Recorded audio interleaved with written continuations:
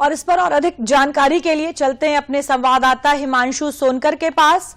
हिमांशु, निकाय चुनाव को लेकर अटकलें तेज थीं, ओबीसी आरक्षण को लेकर भी सरकार पर तमाम सवाल आरोप लगाए जा रहे थे, लेकिन अब अधिसूचना जारी होने के बाद किस तरह की जो तस्वीर है वो सामने आ रही है?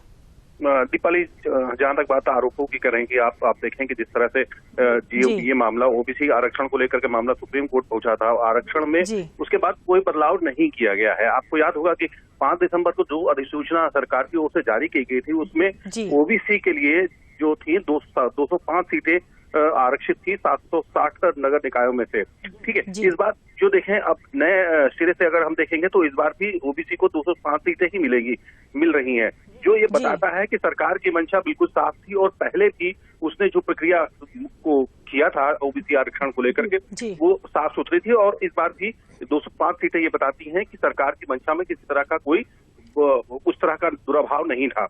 अब आप देखेंगे कि जिस तरह से चीजें अभी आपत्ति जो 6 अप्रैल तक अब सूची जारी होने के बाद 6 अप्रैल तक राजनीतिक दल और लोग अपनी आपत्तियों को दर्ज करा सकते हैं। 8 और 9 को सरकार अंतिम सूची जारी प्रकाशित कर सकती है और चुनाव आयोग को सौंप देगी, जिसके बाद जाहिर सी बात है जो समीकरण बदलेगा और चुनाव प्रक्रिया आगे बढ़ेगी। हिमांशु जी, इस बार निकाय चुनाव में बड़ी फेरबदल की संभावना है, बहुत से बदलाव किए गए हैं, इसको लेकर क्या कुछ जानकारी है आपके पास? देखिए, मैं फिर वो कहूंगा कि 5 दिसंबर को जो अधिसूचना जारी की गई थी उसमें अगर गौर करा जाए तो जो 762 नगर निकाय थे उसमें से 760 में इस बार चुनाव होने हैं, क्योंकि 2 सीटों पर महाराजगंज की नगर पालिका परिषद की सिसवा बाजार जो सीट है और बस्ती जिले की नगर पंचायत भानपुर के मामले कोर्ट में पेंडिंग है, इसलिए ये 2 सीटें रह जाएंगी और 760 सीटों पर चुनाव होंगे। इसमें 17 जो नगर निगम है उसके महापौर और 199 नगर पालिका परिषद और 544 नगर पंचायतों के अध्यक्ष पद हैं। इन सबको अगर मिलाकर देखें कुल 13,965 वार्डों में चुनाव जो होंगे वो सब इस तरह से होंगे।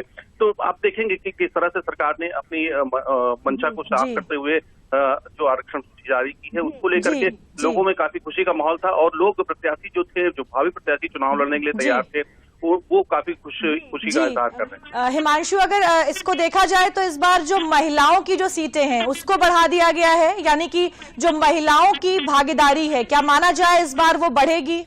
जी, बिल्कुल। सरकार की मंशा शुरू से ये रही है कि महिलाओं को आगे ज्यादा से ज्यादा आगे बढ़ाया जाए, महिला हर क्षेत्र में आगे आए। इस आरक्षण को अगर देखें जो नया अधिसूचना जारी हुई है, जो अगर हम देखें तो 5 दिसंबर को जो अधिसूचना सरकार ने जारी की थी उसमें जो महिलाओं को सीटें मिल रही थी वो 255 सीटें ही मिल रही थी, ओबीसी को 205 सीटें मिल रही थी और SC/ST कैटेगरी को 102 सीटें मिल रही थी। SC कैटेगरी को 1 सीट ही आरक्षित हुई है।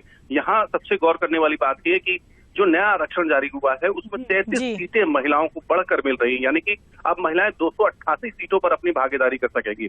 खास बात यही है, जो ये बताता है कि सरकार, जाहिर सी बात है, जो सरकार की सोच है सबका साथ सबका विकास को लेकर के आगे बढ़ने की है, उसी तरह महिलाओं को भी सरकार आगे बढ़ा रही है। जो आरक्षण की सूची जारी हुई है उससे तो यही दिखाई देता है। जी, सबका साथ सबका विकास की सोच के साथ सरकार आगे बढ़ रही है। बहुत बहुत धन्यवाद हिमांशु जी इस तमाम जानकारी के लिए।